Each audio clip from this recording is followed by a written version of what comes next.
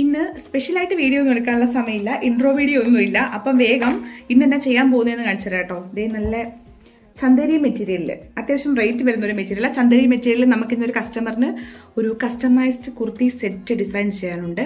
അപ്പോൾ അതിൻ്റെ material cut ചെയ്തോ. ഇതിൻ്റെ ലേസ് കണ്ടോ?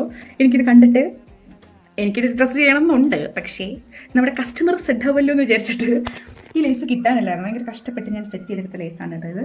നല്ല ഭംഗിയില്ലേ കാണാൻ വേണ്ടിയിട്ട്. പക്ക ക്രിസ്മസ് തീമിനൊക്കെ ഒരു ഓഫ് വൈറ്റ് അനാർക്കലിയോ ചുരിദാറോ എന്നാ സാധനം ചെയ്താലും ഈ ലേസൊക്കെ നാടിക്കോട്ട് എന്ത് രസമായിരിക്കും കാണാൻ. എനിക്കുണ്ടല്ലോ എല്ലാ പരിപാടിയും ഇഷ്ടമാണ്, പക്ഷേ ഉള്ളതിന് പാടെന്താണെന്നറിയോ? സെയിം ഷെയ്ഡ് നൂല് കണ്ടുപിടിക്കാൻ. അത് ഷോമിങ്കാരം ചേട്ടൻ എന്നെ പറയാൻ സമ്മതിക്കുന്നില്ല. ചേട്ടൻ പോയോ? പോയി.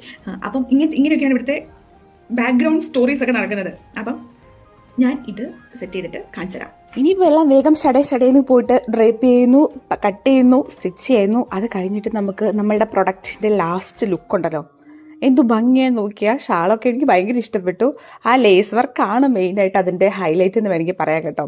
സ്ലീവിൻ്റെ എൻ പോർഷനിലും നെക്ക് പിന്നെ വി ആയിട്ട് പ്ലീറ്റ്സ്, സെൻറ്റർ പോർഷനിൽ പ്ലീറ്റ്സ് എന്തോരം വേണമെങ്കിലും ആഡ് ചെയ്തോന്നാണ് പറഞ്ഞത്.